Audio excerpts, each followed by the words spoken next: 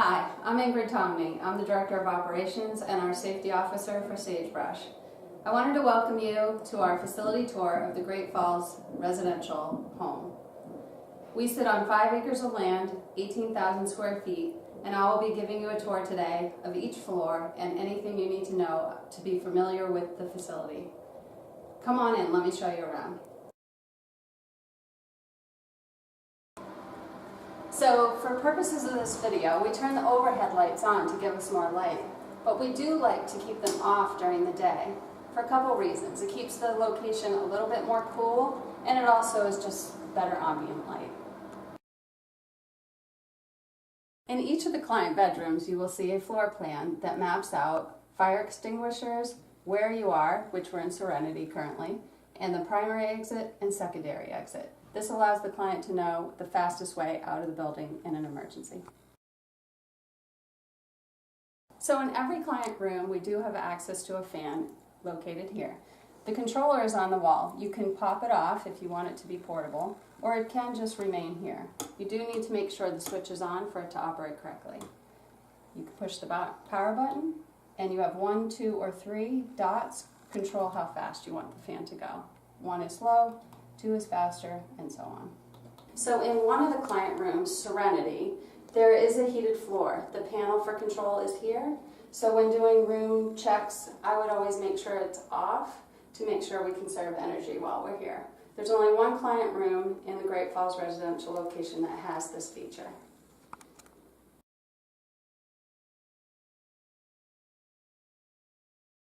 You'll just press the call button and you'll wait for the car to come up to the surface. Don't try to open the handle before the car comes to a complete stop because it won't work. Once you see that the button has changed to the level it's on and you hear the click of the door, the car will move the gate back and you can go ahead and open. Entree.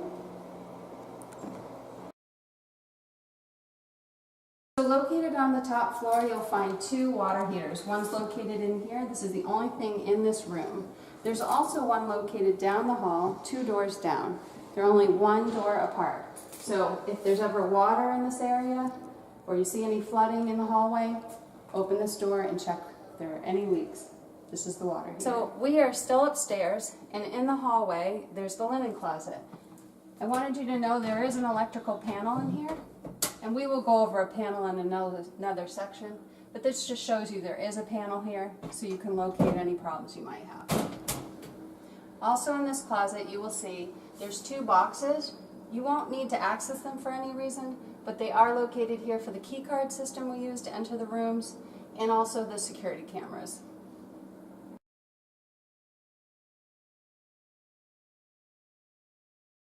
Here you will find the client laundry room. There's a washer and dryer, 2 on either side, and also a pull for the upstairs attic. If you pull down on the lever, the stairs will come down and you can safely go up to the attic. There are 2 air conditioning units upstairs, one on the right, one on the left. And this is a secured area where only staff can go. Clients are not allowed upstairs. And just be careful, the stairs are safe, but a little wobbly. I would have someone underneath you to spot you when you go up. I just wanted to point out one of the features of the dryer. For safety reasons, we like to come in here and check this often. We also want to educate the clients on how to remove lint from the lint drawer here. This will cause a fire if it's too full, so please go ahead and have clients empty that every time they do a dry. Also, you'll find in the laundry room one of our fire extinguishers. Here is the instructions. To use the fire extinguisher, pull the pin, aim at the base of the fire, squeeze the handle, and sweep.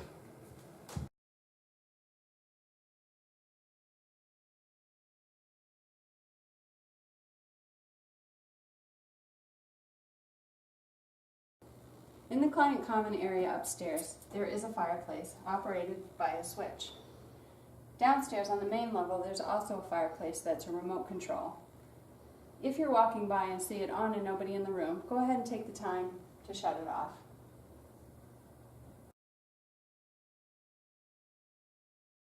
So here I just wanted to give some troubleshooting tips that you might come across if a toilet is running or overflowing or anything like that. One of the things we want to make sure we do if anything is overflowing due to a clog or any such thing is shut off the water. To shut off the water, it's behind the toilet. Down low, there's a lever. You'll go ahead and you'll turn the knob off. Remember, righty-tighty, lefty-loosey. So this goes ahead and shuts the water off. Another troubleshooting tip is if you hear the water running, it's not overflowing, it's just trickling. You can go ahead and take the back off the toilet. And what's happening is the water isn't rising enough to the top to shut it off. So sometimes jiggling the handle will work, or there's a little lever here that's black and it's adjustable. You can twist and turn it, and this controls whether the water is recognized as full. So just making a small adjustment here, go ahead and rattle the handle. It might fix the problem.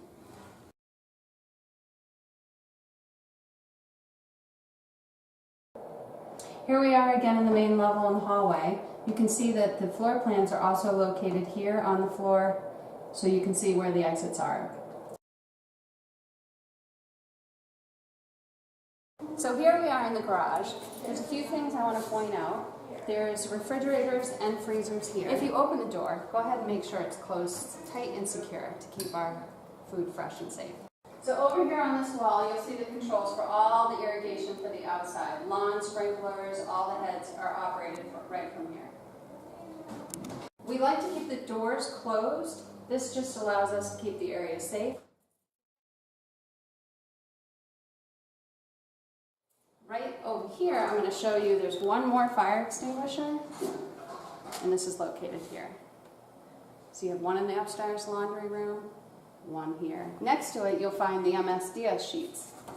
An MSDS sheet is a piece of paper that shows you the components of a chemical. Every chemical at Great Falls Residential is listed here. If you were to ingest it or get some on your skin and there was irritation, you could come to this book and see the right way to handle the situation. So here we're located on the main level next to the kitchen. In this room, you will see it's a secure area. We like to keep the door closed. There's many chemicals in here, and we do want to keep our clients safe. So go ahead and keep this door closed, but this is where you can find a lot of good supplies. So here we're located on the main level, right outside the medication room. This is a secure area where only staff are allowed. And you can see you need a key card to enter. This is an AED unit, an automated defibrillator unit that we would use in the event that someone was having a heart condition or a heart problem. If you enter the room, there are two medication safes. They're secured with thumbprint. You need to get in with a thumbprint and a code. Secured system for processing urine screens, and then all medications are located up here. Client medications are kept secure in an individual bin, and the client charts are right below it. So you can see each client has a bin, and on the back of the bin we do identification based on date of birth and last four of the Social Security number. I wanted to show you a few things in the program assistant office. You can see on the screen here are pictures of our security cameras and the locations throughout the house. This is a good place to come when you want to monitor certain situations going on. If you pan over here, I just wanted to point out where we do our maintenance requests.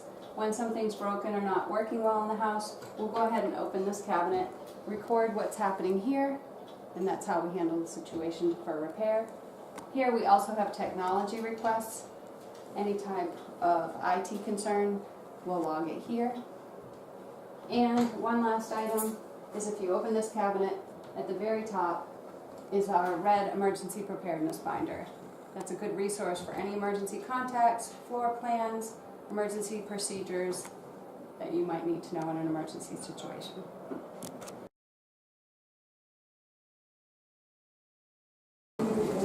Located in the main kitchen area is another fire extinguisher. You can see it indicated here. Go ahead and open the door. And here you go. So we're on the main level, and each thermostat has a box over it. This is also a secured area where only staff are able to use the key to turn and take off the box. If you zoom in a little bit closer, you want to make sure you look at the little boxes at the bottom. There's 3. You'll want to avoid the set date and time. The fan is always on, and the system is either off, cool, or heat. So, different times of the year, you'll want it on heat or cool. You'll want to leave the system on cool all throughout the house, or heat all throughout the house. You can't have half of the house hot and half cold. It needs to be consistent throughout the house. Don't turn the system off. Either have it on heat or have it on cold. You can see here there's 2 numbers. On the left, it actually tells you the temperature it currently is. On the right, it's what it's set to. So currently in the house, it's 72 degrees. It's set to cool when it gets to 75. We only set the temperature at a holding pattern, meaning we push hold at the temperature we want it to heat or cool to. We don't use the schedule because there are many fluctuations within the house. We just set to one single number in each area and press the hold key, so it always is this is the target. In this area of the house, you'll see there's a GFI outlet. Anytime something's not working in the house correctly, it's not a light bulb, but the fixture just won't come on, it's a good thing to check that the GFI doesn't need to be reset. Sometimes when this is tripped, it will prevent something else in the house from coming on correctly. So go ahead and push the top button to reset, make sure the light is green at the bottom, and now see if your appliance will work correctly. We're on the main level of the house again. You'll see these security panels located on every floor. If there were an emergency and you needed to contact services immediately, push the exclamation button and you can see you have the choice between fire and police. Go ahead and hit the button and it will automatically call dispatch. Here we are on the main level in the storage closet next to the group room and the sunroom. There's an electrical panel here. We also have the control for the security system, and this is for the door lock system. We're located on the lower level. I wanted to point out that there is a sensor in the corner. Once you set the alarm system, if you're on stay or away, it will actually trip the alarm if you come down through these stairs. So make sure clients are aware in the evening that they can't come downstairs or they'll set the alarm off after the alarm panel's been set. We are on the lower level next to the hypnotherapy room. There is a laundry room that the staff use to wash linens. Here you can see there is a fire extinguisher. And right to my left, there is also a storage closet. We do keep some cleaning supplies back here for our staff, but more importantly, there is an air conditioning unit here. There is also the sump pump.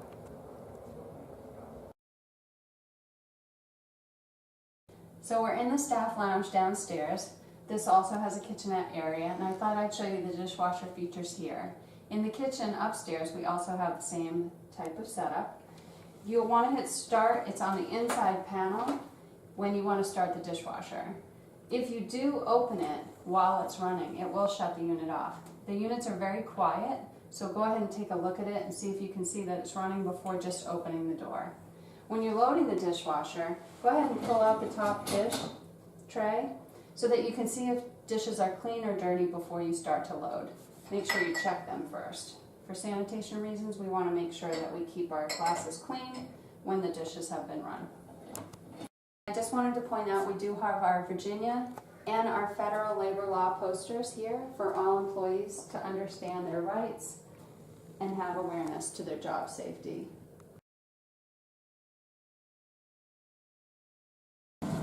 So we're located on the lower level, right next to the psychodrama room, right behind it.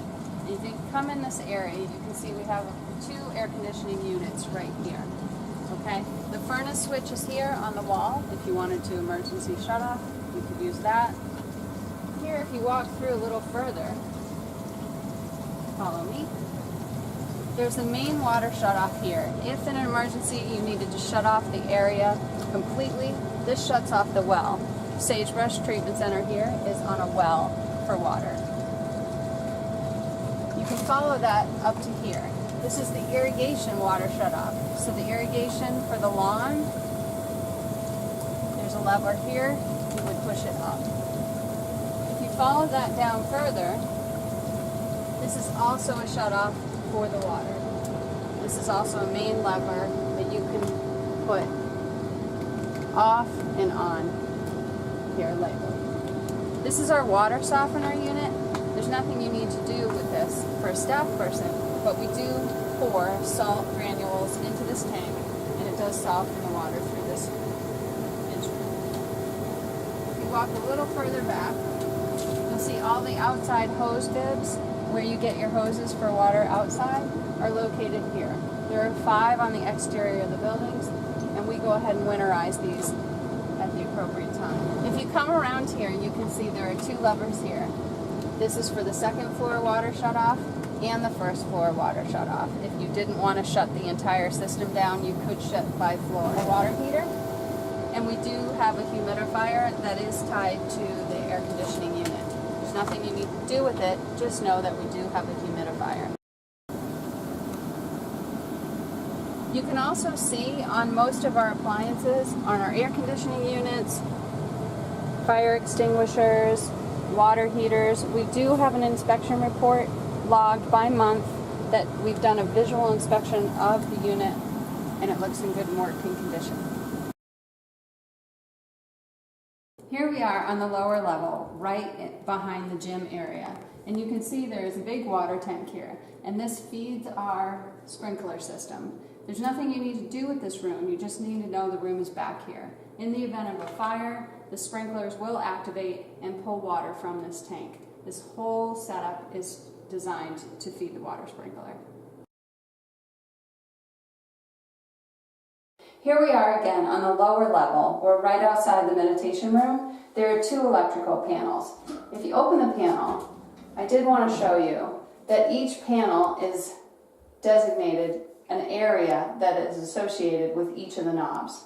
So, for instance, if you wanted to know the TV room plugs, it's number 31. So you'd go to number 31 and see if it was tripped, if it wasn't working.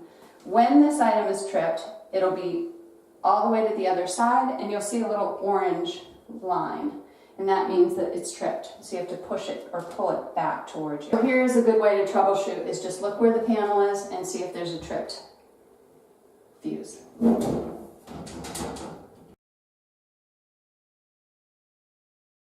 Here we are on the lower level, right next to the theater room. There's a closet. This is our IT closet. In this room you'll find all our Cox equipment that runs all our routers, phone system, computer systems, security systems are all located in here. Also here is our movie theater system. So there's different indications of what not to touch, and then you can go ahead and use the remote controls to operate. Certain things, if you touch them and turn them off, it will set the whole system in a disarray.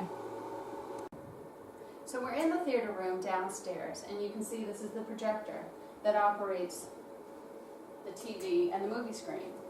You can see right now, if you look closely at the front of this, that it's lit, which we don't want to leave this on. The bulbs are very expensive, and you can see it's on because on the screen it says no signal. So if I go to the power button here, the quickest way to turn this off is to hit the power button. And then it says press it again if you want the power to go off, and then it's off. Now you can see the unit is not lit in the front, and you can go ahead and save the bulb. Right outside the theater area is our sauna. There's a control panel on the outside that indicates the temperature and the time, and if the unit is off. Right now it says off. It's good when you're down here to just check and make sure it's off if nobody's using it. If you open the door and go inside, on each of the 3 panels, there's also a control knob. It's on the lower right-hand corner. These also control how hot the unit gets. So you want to go ahead and make sure they're completely off when the unit is off.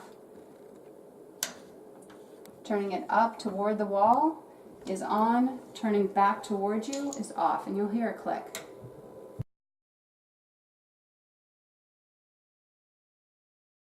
So here we are on the side of the house, located directly in front of me is the gazebo. And you'll see a big panel here. If you wanted to shut off the entire house electricity system, you would pull the lever down. This is the main panel for electricity. Again, on the outside of the house, you'll see another unit here. This is what operates our generator. If you pan over to the right, you can see our generator is right on the property line. In the event of an emergency in which we lose power, the generator will kick on and provide power to our residential home. On the outside of the house, on the same side as the gazebo, you will see units here that are supplying air to our air conditioning units. We do keep these clean on a regular basis, blowing air through to make sure there's no debris. Here we are on the outside of the house, and you'll see 2 units located in the ground. These are providing our propane to the home. There's 2. You can go ahead and pull the pin out and open the unit to check to see the level of propane. So here, once the cover is off, you can see there's a gauge. And there's a lever that tells you how much propane you have available. In this case, it's 85, so that's plenty. Once it gets down to 20, where it's a red line, you'll want to go ahead and call for more propane.